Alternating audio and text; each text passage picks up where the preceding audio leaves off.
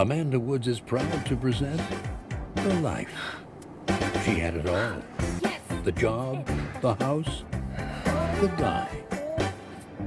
That's right. I'm divorced. Hello. I'm a woman in a Nancy Meyers film. Hello. I'm a woman in a Nancy Meyers film. Oh, so warming. Just kidding, it's iced tea. Welcome to my channel. If you're new here, my name is Chanel. We are in my childhood bedroom. And today, oh man, today we have a grown-ass adult rewatch coming right at you. That is right, today we are doing 2006's The Holiday, Nancy Meyers' pièce de résistance, like the holiday film. And I am in my best monochromatic cream colored outfit. We've got some Christmas decor. A shout out to Aunt Joanne down in Virginia Beach, Virginia, who said, you gotta get some decor behind you. I know, I messed up. And it's just like, I am just here to present to you the storybook perfection of a Nancy Meyers film. Nancy Meyers Week just happened on Vulture. If you wanna find any of these articles, do not click off of them. You only get 2 before they're behind a paywall, so be careful. I have read A Chaotic Taxonomy of the Nancy Meyers Universe, What It's Like to Be Directed by Nancy Meyers, and every question about the holiday. But basically this woman has like put together a taxonomy of the Nancy Meyers cinematic universe, and she's looked at things like outfits and protagonists, like viewpoints and repeated themes throughout the movies to try to come up with this grand theory of what exactly makes a Nancy Meyers film. When she finds like a Nancy Meyers-esque element, she does +1 white wine glass as like a point system. If you go to film school, or if you've taken a film class, you will likely hear about this theory of film criticism, and it is the auteur theory, and it is coined by the French. Basically, it's just saying that if a director is an auteur of film, that you can take their entire body of work and you can unite it by common themes and common visual cues and elements. So I really like the auteur theory, and I do think directors have common themes and common visual cues that unite their works, but the auteur theory is hotly debated, I'd say, because there was this woman, Pauline Kael. She famously criticized auteur theory, saying that movie making is way more collaborative, and that basically saying that the director is like the end-all be-all of the film kind of takes away the collective. It takes away from the cinematographer's touch and the scriptwriters and everything. So I don't know where I land on auteur theory, but I do like it as a way to categorize and as a way to look at all the elements of a body of films and like find similarities. Like, okay, for example, prevailing sense of hopefulness thanks to protagonists overflowing with moxie. We are going to be looking for crying to comedic effect. Protagonist gets too drunk to comedic effect. And my second order of business is, check this out. I am doing a giveaway. My giveaway was supposed to be as a thanks for 1,000 subscribers, but at this rate, it is thank you for 2,000 subscribers. So you're gonna wanna head over to my Instagram at @TheChanelRatio if you're interested in winning your very own Mr. Motherfucking Napkin Head. Can you see it? Can you see it? So today's video is The Holiday from 2006. I have seen it a lot of times. We're just gonna have fun with it. Let's get right into 2006's The Holiday. I love, love, love, love, love the soundtrack to this movie.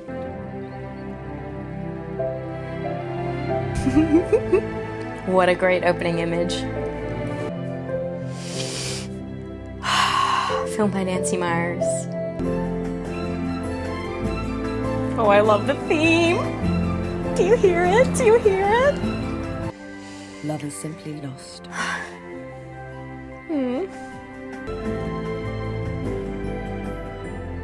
And then there's another kind of love. Love chewed. The cruelest kind. It's called unrequited love. It's okay. I know you're gonna look hot in it. Well, let's hope you find it then. I know you're gonna look hot in it. Not exactly. Happy Christmas. I love Happy Christmas. Thank you. Where did you find it? Buried in that little place we found in Covent Garden that time.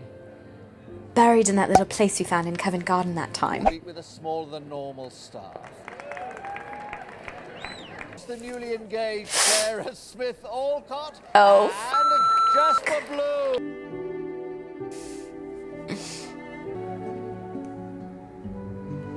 Rose Hill Cottage. Nancy Meyers has that plaque hanging in her house. She posted it on her social media. Go follow Nancy, she's so fun. Protagonist number 2.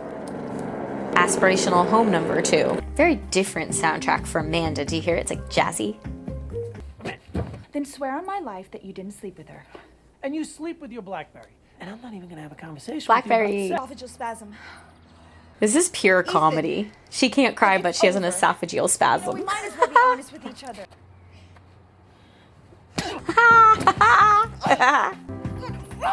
Catherine Hahn. Rebecca Green was just your average yes. 20-year-old until the father she never Lindsay. knew left her. I also love John See what I Krasinski. mean? His little gym face. On vacation. Vacation spot.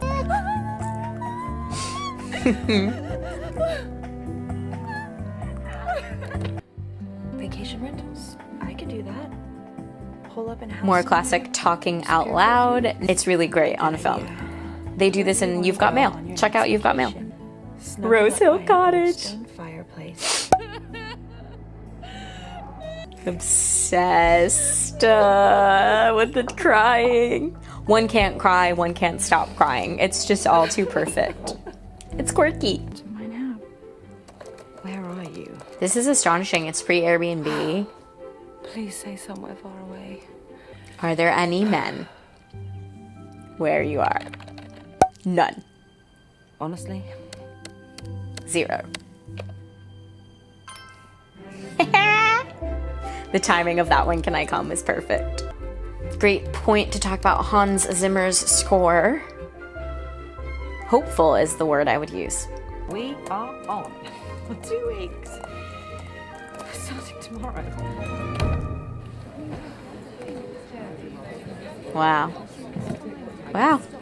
So I read in one of the articles that Nancy Meyers makes sure that the outfits and the hair are always really classic so that her movies have a very timeless feel. And I must say, there's not a single clue really that this is 2006 for me, aside from maybe the skinny scarf.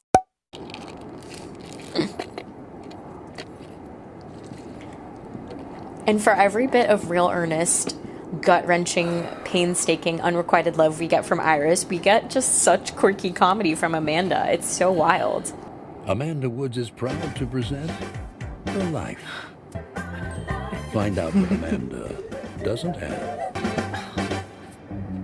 That movie trailer voiceover. It's like her ghost. It's haunting her. And confirmed from Cameron Diaz that this is fake snow. That they were slipping and sliding in it when she had to do the run at the end. This is so plucky and cute. I'm dead.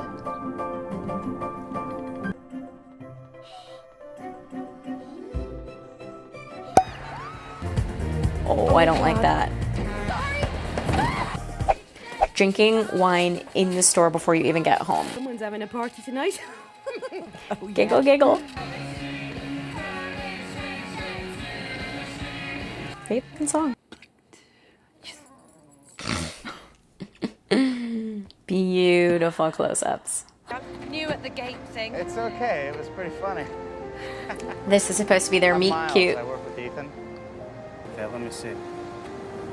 Mm? Yeah, you get some. Who composed this? This? It's beautiful. Yes, I did. I wrote this.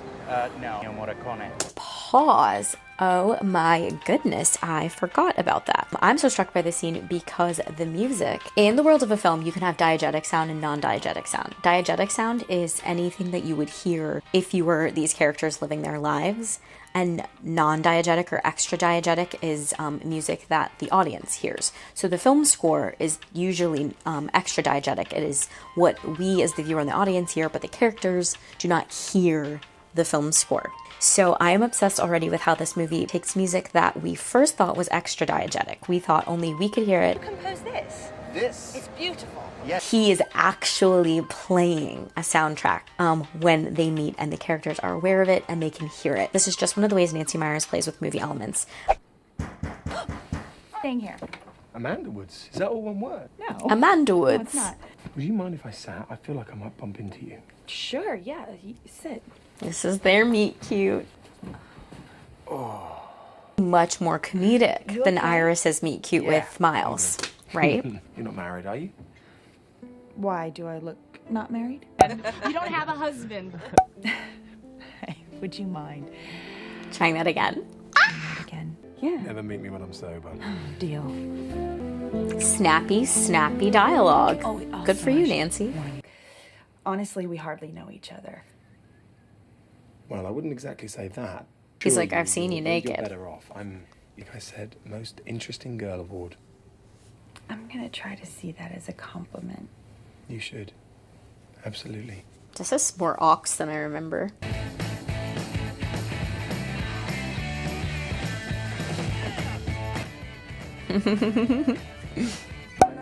Wow. This movie's so cozy. Every face looks like it has like a fire light glow on it. Yes! This movie's so good. Well, this was some meet cute. Sorry? It's how two characters meet in a movie. Something to sleep in.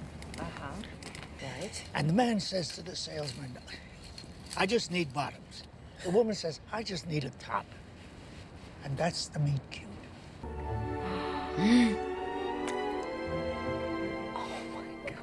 I just got goosebumps, full body chills. So he's a schmuck. As a matter of fact, he is a huge schmuck. He let you go. In the movies we have, you, I can tell, are a leading lady. But for some reason, you're behaving like the best friend. The leading I've lady been of your told life, for God's sake. across space and time that I am the quirky best friend. Unconsciously sorry about that. Shh. And get to know each other. Really? Very glowy. A couple of the articles have pointed out Jude Law's insane tan in this. Literature. And did you always know this is Literature. what you wanted to teen? I'm an only child, and I didn't see it coming. When Nancy Meyers like wants us to lean in and really take the information in and it's serious, she chooses to shoot in close up, and I think it is so powerful. Like, I am already like leaning in so I can be a part of their little huddle. I also think Amanda has the more romantic storyline. Comment below. But I think that's on purpose. That's entirely on purpose. Amanda needed to find emotion and romance, and Iris needed to get away from it. Comment below if Jude Law is the absolute hottest he's ever been in this movie. That or talented Mr. Ripley. But like here. Don't listen to them. They're nuts. Okay. Wow, I love this circling camera. She had real gumption. Gumption. I love the term gumption. Is on location in New Mexico. Never in all my years of watching this film have I ever loved a line reading more than Miles going, "She's in New Mexico." New Mexico. Jerk. Amanda Woods. Shut up.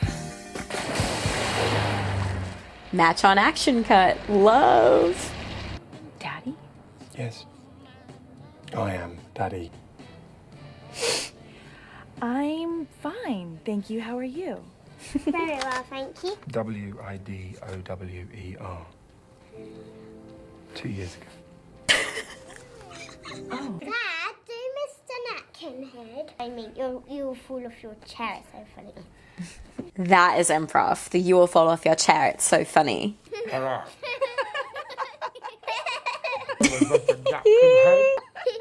We did. The Three Musketeers.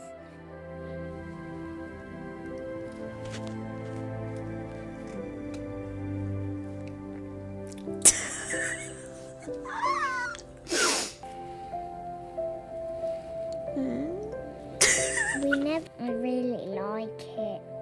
Me too. But, oh, by the way, you should pop over and meet her. Yeah, I have. Actually. You should pop over and meet her. Going great. How are you? Pause. I don't know how many new jackets she's had. The other cream colored one. This is her third new jacket. Okay. My brother wants to know how you are. Can you tell him? And then you meet her and immediately get into her knickers. Still me. Okay, driving Miss Daisy. Hans. Very unexpected. I think that's a meta nod to Hans Zimmer, who scored this film. Where have you gone, Joe DiMaggio? I bet you didn't. That was all written for the movie. It was Hoffman. a score. Classic, right? I don't really believe Jack Black. Look, I don't want to ruin your Christmas Eve. You don't have to listen to this. I feel really bad saying that because it doesn't take away from my enjoyment of the film, but I just don't believe him. I think he's being phony. Shall I make us a little Christmas fettuccine? Fettuccine.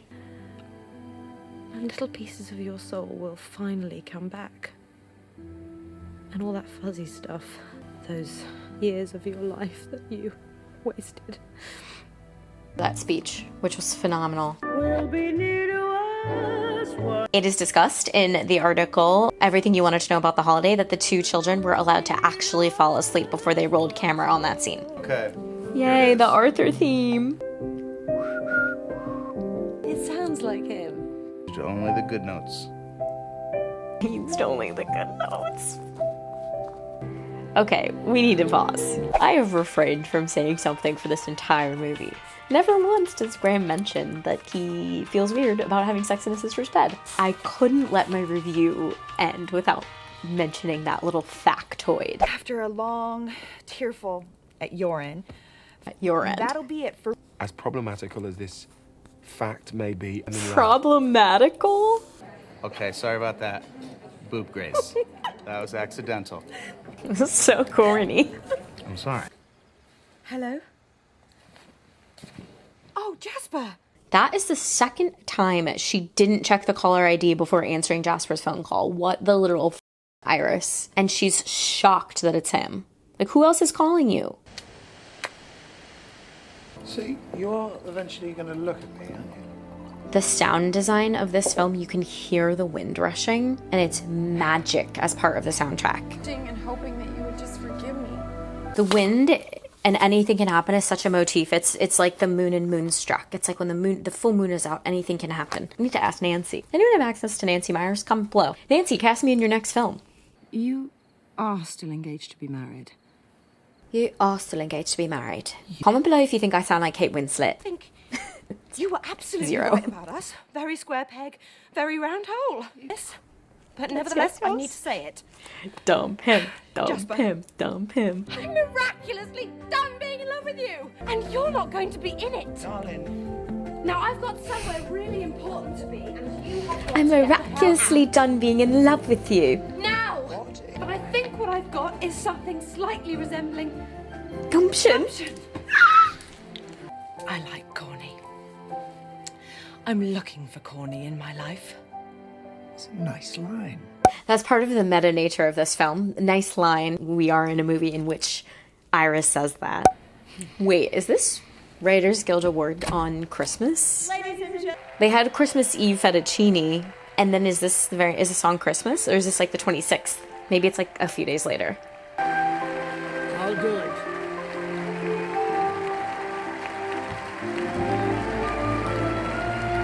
The man is a rock star. No such thing as a blockbuster or DVD. No such thing as those things anymore anyway. On the studios. Love to.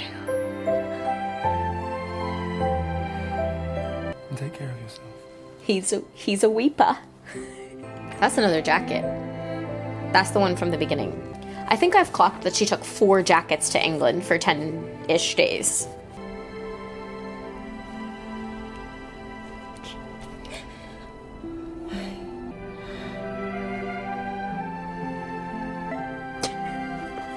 Turn around and go back, please. Did you forget something? Yes. Score!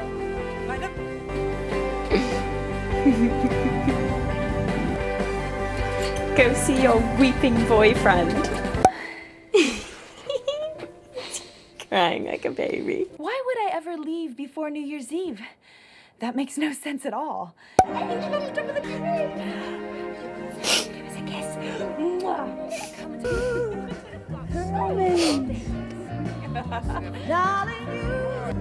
This reminds me of the end of The Parent Trap.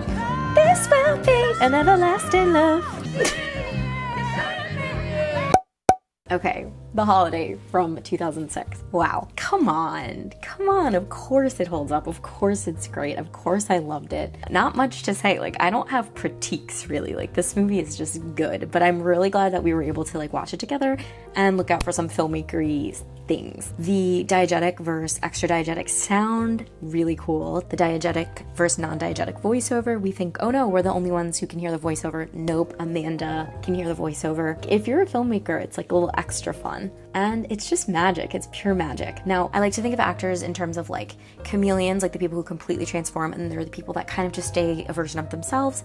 And they're both good. They're both absolutely good. It has nothing to do with how good of an actor you are. It's just, I feel like Kate and Jude Law are really transformative, and I feel like Jack Black and Cameron Diaz are just themselves. You know, it completely works because Nancy Meyers is going for that quirk, she's going for cheese, she's going for corny. It couldn't be more of a self-aware script. Like Arthur says, you know, you don't have to wear the flower if it's corny, and Iris says, I'm looking for corny. I'm looking for corny in my life. And he's like, that should go in a movie. It's a nice line. And then they're both like, we're in a movie. Let's do the trivia. Oh wow, this film was written specifically with Cameron Diaz, Kate Winslet, Jude Law, Jack Black in mind. That's wild to me. The website Amanda and Iris used to exchange houses is a real website, homeexchange.com. Yeah, I overlooked the weirdness of that. I feel like at the time I was freaked out by that, and now with Airbnb and such, I'm like, oh, okay.